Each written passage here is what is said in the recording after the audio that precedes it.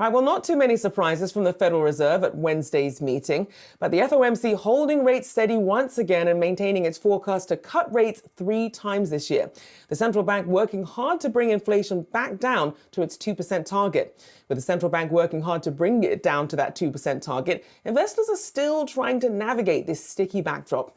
For more on how to successfully invest and protect your portfolio ahead of the Fed's rate cuts, I'm joined by Anthony Saccaro, Providence Financial and Insurance Services President. Thank you for your time this morning here. So we heard from the Fed, staying the course here, didn't change the dot plot here, although moving it out somewhat here. If you're an investor and you're seeing this and you're seeing the market reaction here, how should you play this right now?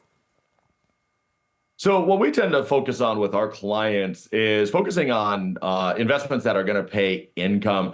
We're not out of the woods yet. And I think that's what investors are starting to believe, that maybe we're out of the woods at this point. The inflation is under control. It's started to slow, although it's had a couple of upticks.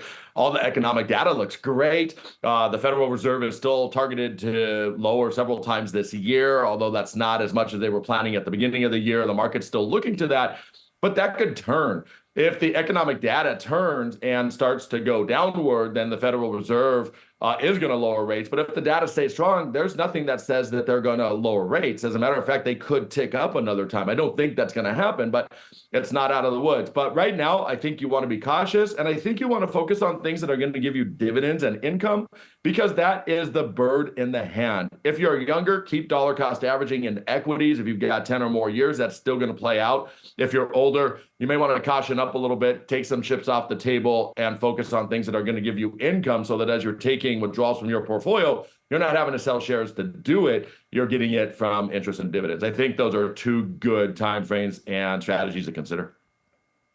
So, Anthony, then for those who are perhaps preparing to retire, obviously a bit of a precarious position, they're sort of in this wait and see mode. How should they approach this? Well, we're in a very interesting time with regards to those about to retire.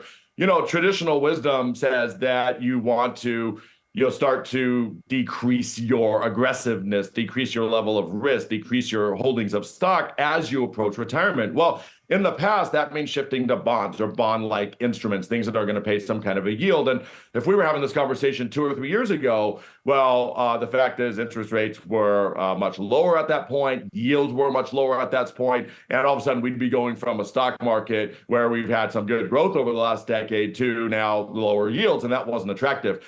But as interest rates have gone up, what's happened is it's driven the price of fixed income investments down and the yields up. So for the first time in like 4 decades, investors that are approaching retirement can buy fixed income investments at a decreased price and get 2 benefits: locking in a higher yield, which is certainly competitive and for the longer run, and buying something at a discount. So when the Federal Reserve lowers rates, they might even be able to get some growth on that at the time that they need it. So it's potentially a good time to go back to a 60-40 portfolio, or maybe even the other way around for people going to retire, because bonds and fixed income can be used potentially today as a capital appreciation play over the next couple of years. So it's a good time for fixed income.